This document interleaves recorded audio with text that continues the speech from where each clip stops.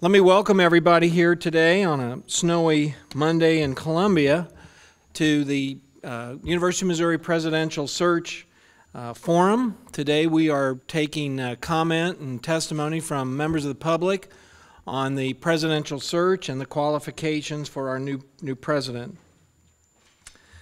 I want to welcome you to the fifth of the statewide forum. These have been held around the state, and we're now on our fifth. I guess that means we have two more to go. Let me take a moment to introduce a few people here that will be joining us today. First, let me introduce the student representative to the Board of Curators, Laura Confer. Glad to have you here, Laura. To her left is Craig Van Maitre. Craig has been nominated by the governor to the Board of Curators, and we're all anxious for his confirmation. Craig, I'm glad you could come over and join us today. And, of course, Chancellor Brady Deaton. Thank you for being here, Brady. Joining us also is Cindy Harmon, the board secretary. There she is. If anybody has any comments or anything you want to do later, she'll be available. And, of course, Betsy Rodriguez, our vice president of human relations. Let me ask, also we have appointed a advisory committee representing the diverse stakeholders of the University of Missouri system. They come from all the campuses, a 20-member advisory committee that will be assisting us during the search. Some of those members are here today. Well, on behalf of the board, let me thank all the members of the advisory committee for being here. And last and probably least, my name is Warren Erdman, and I'm the chairman of the Board of Curators and the Presidential Search Committee. As I mentioned at the outset, our objective today is to open it up and allow the members of the public to come forward and offer their input as we develop the qualifications for the 23rd president of the University of Missouri system. I think everyone knows the circumstances that surround the departure of Gary Forsey and as the 22nd president. And of course, our thoughts and prayers are with the Forseys. I see them very frequently, and they're both doing very well. And Sherry has certainly enjoyed and appreciated all of the comments and expressions of support. Of course, we have our 4 campuses where we educate 45% of all undergraduate students at public 4-year institutions in the state of Missouri, 64% of the state's graduate students, and the overwhelming majority of professional students.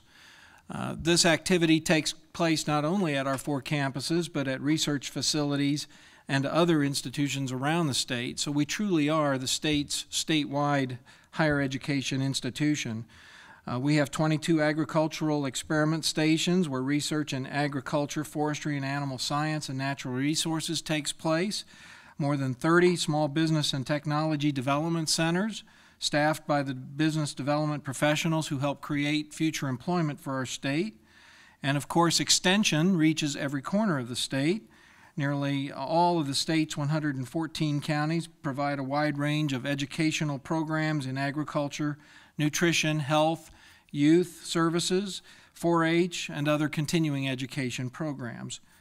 Our telehealth network delivers health care to patients at 200 endpoints in 55 counties around the state, helping to ensure the health of our citizens by providing top quality health care. And of course, we have the university hospital and our health care network. And we are the home of MoreNet, which is an internet connectivity support network that provides video conferencing services and telenet services. It's one of the nation's very first educational telecom networks. So the breadth and reach of the University of Missouri is very wide, it's very broad. It touches not only our 4 campuses, but our entire economy. And for that reason, the selection of the 23rd president of the University of Missouri will be a far-reaching and very important undertaking. We welcome the input of all the people of Missouri on this. Today we're inviting you in to help share your thoughts on this matter, as we have done in other communities, including Portageville, St. Louis, St. Joseph, Kansas City, and which one am I missing? Springfield, of course. So today the Columbia event will help us build the record. The record of the comments made today will be recorded and submitted to the search committee at the Board of Curators meeting next week in Rolla.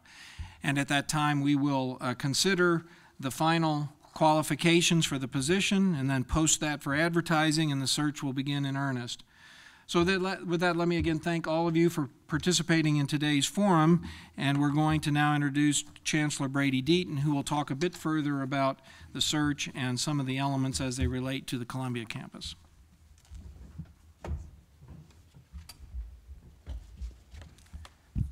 Good, Erdman, thank you, and welcome to everyone at this fifth of 7 forums that will be held around the state to elicit input into information that can be very helpful in the search process. And I'll go through this rather quickly because the purpose of today's session, of course, is to listen to you and to get your input into a process that you're reasonably familiar with. We wanted to mention and show you a slide on the University of Missouri System Organizational Chart. I think many of you are very familiar with that. We are a 4-campus system of universities, and each chancellor reports to the president. The president reports to the Board of Curators. The Board of Curators is made up of 9 members who are appointed by the governor of the state on 6-year terms and rotating through. And we're in the middle of that process right now, as many of you know. There are also 6 vice presidents that report to the president. Of course, that organizational structure from the president below can change from time to time, and we've had some of those changes recently over the last few years with extension, for example, that statewide outreach moved under the Columbia campus, MU, and then the business centers through extension operate for that job-creating thrust that they have across the state. So the MU chancellor plays the role also of a statewide perspective with regard to extension, the telehealth network that reports to Vice Chancellor Williamson, and the business centers. And the extension framework throughout the state is of course, particularly important in that process. So each chancellor of the campus has their own unique role to play within a 4-campus system, with each campus having its own somewhat distinct mission. And the role of the president is to link the pieces together. You think of a string of pearls out there, or pearls that you need to connect with the proper string that attaches them and makes them a functional whole that adds to the overall beauty of what a university is and serves the people in a very effective way. So the president has to have a vision and be able to identify the values, identify with the values of the university, articulate that vision that links all those pieces together, and to very much sell that vision then to key constituency groups, including, very importantly, the legislature of the state, as well as other private and public components of the state's infrastructure. We have a draft of a leadership statement with proposed characteristics to the president. And these were characteristics identified through a vetting process, through a solicitation process with the general officers of the university and others that Curator Erdman, the Board of Curators, elicited input into what are some of the real important characteristics that we want to see in the next president of the University of Missouri. And so, for example, there is the statements like understand the university's unique role and mission, points I've made just a moment ago, and an advocate for continual improvement in all 4 mission areas: teaching, research, service, and economic development. There's statements like lead with vision, have business abilities, demonstrate the ability to manage a complex and diverse organization, be a strategic thinker, be an effective and compelling communicator. So it's those kinds of characteristics that we will have on a slide perhaps later in a little bit more detail. And a system president, of course, has to be that strong advocate for the university, for what role public higher education, for what a research land-grant university means in today's overall constellation of higher education in our nation at a time when we're in a very competitive process with universities around the world. So we want you to be thinking about, and we have microphones here in the room that I'll call your attention to, so that you can ask any questions you want. So be thinking about those. What do you want to ask about the university, about the role of various leaders of the university? What would you like to see in the next president? These are the real important issues that we want you to address today. Just a word or two on the timeline, things that have already been done. A search process for a president of a university today takes time. We're asked often. The minimum time is probably 6 months. Hopefully between 6 and 12 months, this process can play its way out. It's really impossible to know at the early stages. But the Board of Curators of the university established itself as a search committee.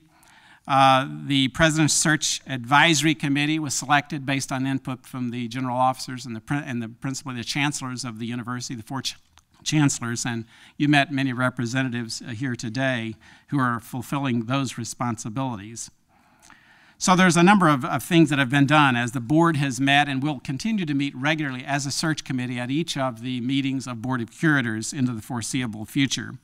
In the advisory committee, I believe as Curator Erdman mentioned a moment ago, had its initial meeting on March the 4th, and we'll meet again right after all these forums as these characteristics are pulled together and the input that you provide in these discussions come forward and give us insight into the important nuances and the important perspective that this state has about the role of this university and the particular role and characteristics of our next president.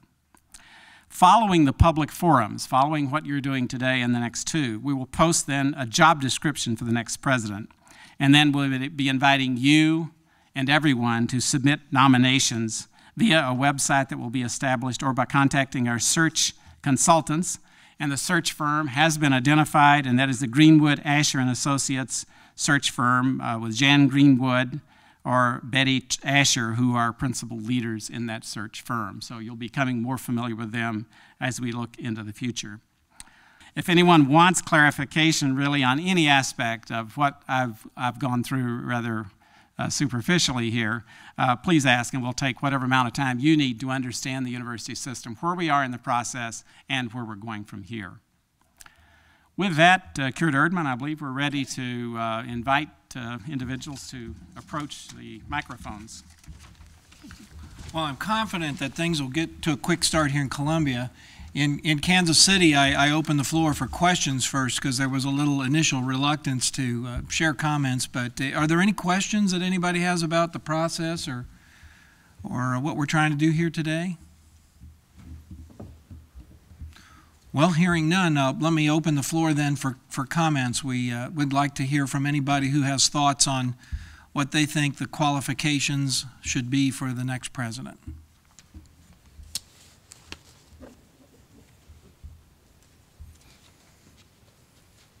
Yes, sir. Well, I'll go first. My name's John Clark.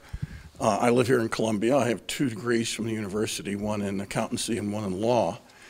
And I've lived here since 1968, so I've watched a lot of the development and for 20 or 30 years, devolution of the university, and now it's kind of rebuilding and regrowth. And so basically, I would see the main goal, the main purpose of the university system as president as really rebuilding the constituencies, the champions, as Elson Floyd said, for the public support of the university system and higher education in general. And in particular, I would think the particular thing that the president of the system can do is to spend most of his or her time building a system. We adopted the California model, I believe, in some sense in 1962. Well, I didn't get here till 68, but it's not clear to me that more than 2 ounces of energy have really been spent in building a system. We've managed to go along with the 4 campuses and so forth, but a system and so forth, we haven't. And my guess is that unless the new president has that as his fundamental focus, and his or her, actually the system will disintegrate within 10 years. There are massive political forces that have been pulling at the system for some time, such as it existed. And I don't think that's going to be good for the system. I don't think it'll be good for Missouri. I'm certain it won't be good for the University of Missouri in Columbia, because in fact, this campus sees itself as the flagship of a system. You ain't got a fleet. There's no need for a flagship. And so we have a real big interest in a president focusing on building a system. Actually, I think there are great opportunities for that right now, maybe more so than the last 20 or 30 years. One of them is such ideas as multi-campus departments. Now, it may be a strange idea to think of having a faculty at UMSL be a member of, say, the nuclear engineering department. But these are kind of ways to link. A second way is that we've really come a long way in distance learning, which means that we can do an awful lot of things with having collaboration between departments, as well as, frankly, having multidisciplinary departments across the campuses. And in particular, and I'm not sure the healthcare reform at the federal level has solved it, but I've watched in Columbia, and I spent 10 years working on universal healthcare reform in Missouri, because I thought it was the major stimulus to economic growth in the state, as well as a social justice issue. But with the 4 campuses functioning as one healthcare system, even more so than they are now, one of the most divisive issues that have been so corrosive to the academic communities, namely, we've got full professors and tenured people, and then we've got a whole level of people who aren't even on the track. And a lot of that has to do with pension benefits, and a lot of it has to do with healthcare benefits. A real good healthcare system, symptom-wide, can hold down costs even more than they are now, and eliminate this divisiveness within the academic community on this campus as and across the other 4 campuses, and be a real good guide for the future. My impression is, in particular, Presidents Floyd and Forsey have made some real progress in this rebuilding of champions constituencies and basically support for public higher education and public support for that as the underpinning of our economic growth, as a whole bunch of kind of things, and needing going forward. But I would suggest that if we don't, and this next president, he or she does not really focus on this whole idea of a system, and that you can't command that. That means actually working with the people on the various campuses in long-range visioning, not management, not strategic planning. Those are to get goals. This is really to see whether, in fact, there is the energy for a system. I believe there's the energy, and I believe there's the vision to be had to be built. And so I would make that the #1 criteria in searching for good candidates to apply and ultimately picking a successor to President Forsey. Thank you. Thank you very much. We appreciate that. And, of course, President Forsey was, I think, shared your vision when he launched the Shared Services Initiative. He felt very strongly, as I believe you do, that we need to find better ways to handle shared services on a system-wide basis, and Interim President Owens has continued that, and I think that's something that we will want to continue. Appreciate your good comments. Other thoughts?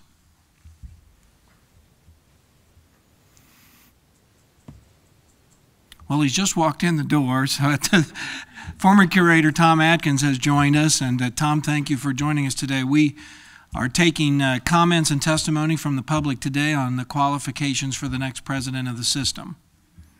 We've just started, so. Are there other thoughts or comments that anyone would like to make?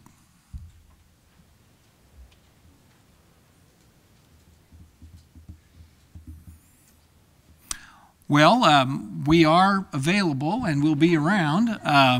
I will make it a point to stay by, and of course Betsy is here, and our curator nominee will be here, and Laura Confer, our student representative and member of the search committee, will be here. In the event that some of you might have comments that you would prefer to make in confidence or in private, we will be available, and look forward to any additional comment. I will point out our website is up and running, the Presidential Search website. Jennifer, you might remind everybody what the access to that is, because that's a very good place for those who'd like to participate via the web to participate. So it's a link off of our main homepage at umsystem.edu, and then you can, for easy reference, just do /PS for presidential search, and I'll take you right there. And slides, Curator Irving, slides from today will be up, so if they wanted to see what you were referencing, if they couldn't see, they'll be able to see them on the website. Yes, I just might take a moment. Brady mentioned these, but the proposed characteristics for the next president that were referenced in Brady's comments are the following. The first is understand the university's unique role and mission and advocate for continual improvement in all 4 mission areas: teaching, research, service, and economic development. Leverage the institution to advance the state. tirelessly champion public higher education, which I think gets to the gentleman's comments. Create and sustain a culture that focuses on performance and results. Be an effective and compelling communicator. I think everyone would agree that in this day and age, that's certainly important.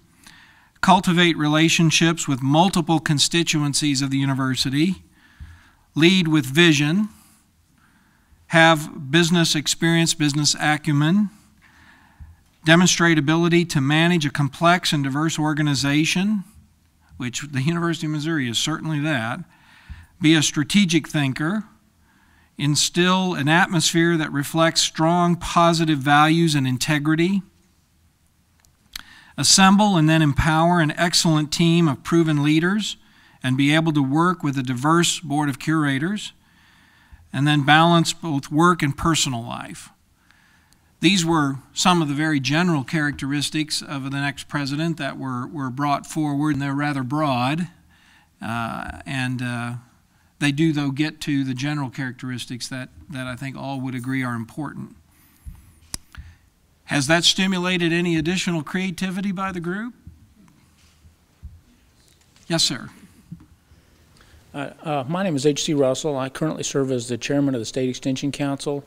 And first of all, I want to thank you for your comments regarding Extension's integral part in the land-grant mission of the University of Missouri. And of course, Chancellor Deaton has been a champion of Extension for years.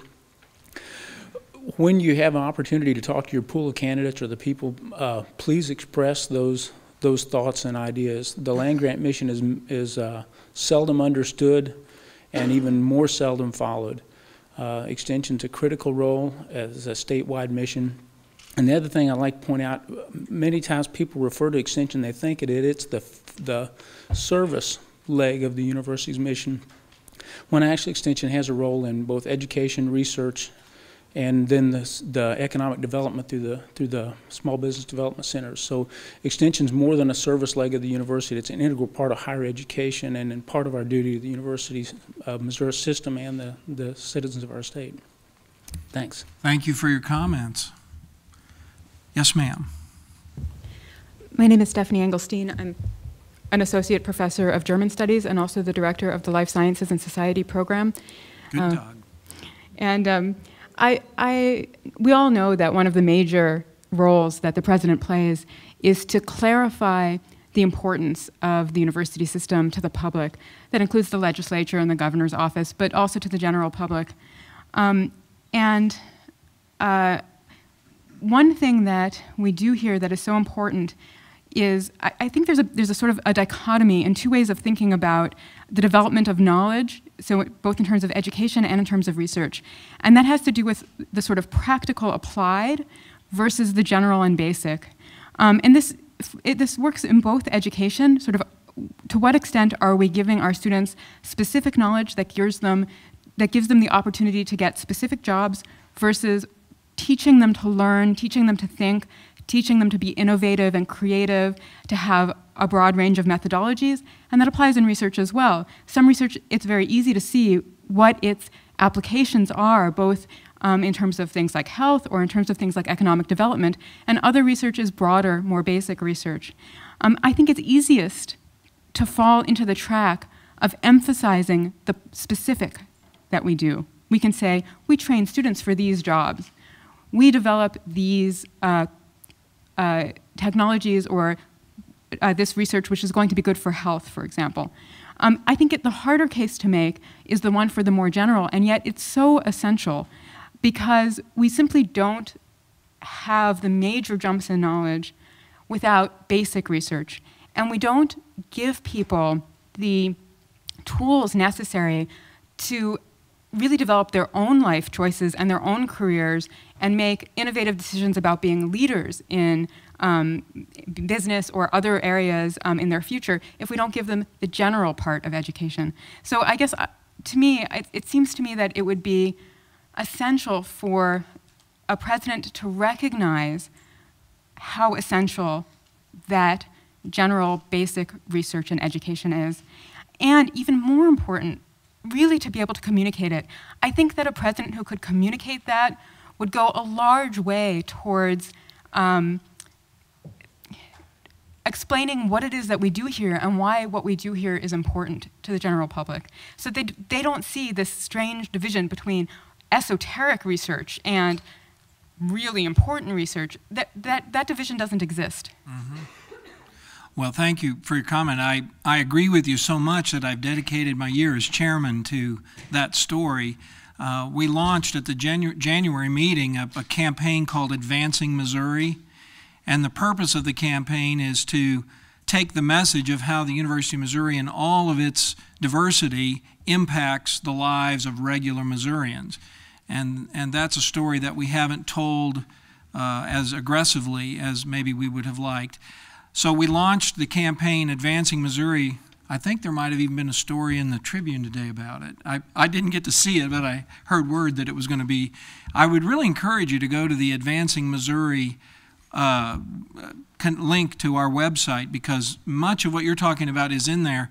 I wish we had the money to do a 1,000 gross rating points advertising campaign for an extended period of time to tell that story, because that's the only way you really saturate the message, but we don't.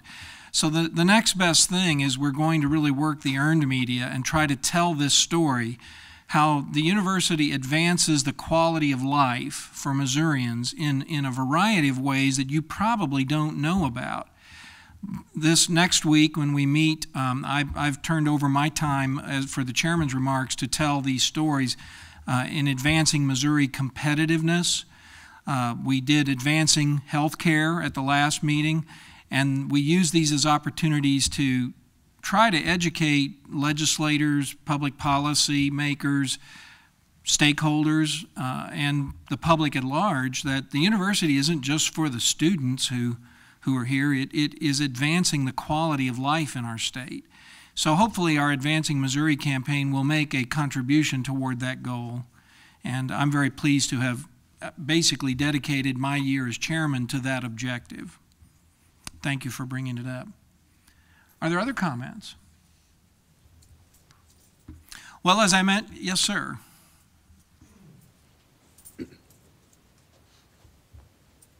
I'm Paul Rolfe. I'm a student here at Mizzou.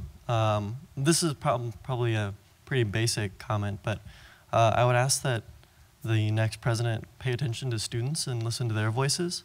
I mean, young people are going to be inheriting a lot of problems with some even bigger problems in the future, so I think it could do a lot to mitigate those problems, to have responsible leadership. I know on our campus, Brady Deaton does a great job of listening to voices, and I hope we can continue that with the president of the system. Thank you for that comment. That was mentioned at the forum in Kansas City, and it was observed that I guess President Forsey had one of his very first acts was to meet with groups of students on the campuses, so point well taken. I'll make sure and bring that up during the candidate interviews. Are there other comments or thoughts? Tom. For anyone that came in later than I did, I'm Tom Atkins. And I just want to say that when you talk about the criteria, well, the one that I think is extremely important that I had to learn by experience in the hard way, you might say, when I was on the board, that you have 4 distinct campuses. And I think the person that we're looking for has got to be someone who can see the difference in the campuses and the value of the campuses. I mean, the size of the campuses is not the only thing that's different about them. I mean, if you all you got to do is go down to Rolla and realize what a gem Rolla is. You go up to Kansas City and see what they're doing in their area. They've got different requirements for each campus, and their goals are different, but they're all extremely important, and you have to be able to balance your feelings about all 4 campuses. And at the same time, having said that, remember that your flagship university is also your research university. I mean, they all do it, but this is the flagship. Very well said. That comment was made at one of the other forums I was at, the diversity of our campuses, and when we did I had the honor of serving on the last search, and of course I never dreamed we'd be doing one this quickly, but that very issue that Tom just mentioned was the central subject that I interviewed on, I questioned every candidate on, was understanding the difference between when campus autonomy is appropriate and when there are efficiencies of the system. And it's not always a clear line. Sometimes the management of the institution is best served when we allow entrepreneurial creativity to take place at the campus level. And at other situations, the university is benefited by economy of scale that the system can provide. And so this is something that a president has to deal with on a daily basis. And I'm one who errs on the side of campus autonomy, but I fully realize that there are system efficiencies. Shared services was an example where Gary tried to improve the efficiency of procurements through shared services. So I think this is a central issue, and you can rest assured, as I was in the last search, that I will be really on top of that issue because I think it's important. All you need to do is look at the flagship campus here in Columbia and its distinct role as a land-grant research university with a statewide mission, and compare that to Missouri Science and Technology in Rolla or UMSL or UMKC. Each campus has its own unique characteristic, quality, and mission, and yet we can all benefit through the economies of scale of the system. So this is really a central issue because the president, in many ways, is akin to the CEO of a holding company because the campuses really are the operating units, and so I think that's a very good point. Any other thoughts before we adjourn? Let me again thank you all. This is an important process to us. I will make myself available. Craig's here, Laura's here. Betsy will be here as well. And if anyone would like to share anything with us in private, please feel free to do so. We can be here for, better part of 40, 50 minutes. So let me know if you have anything personal you'd like to talk about. Otherwise, on behalf of the university, I want to thank you all for coming again, and I promise you we'll do a good job on this search for you. Thank you.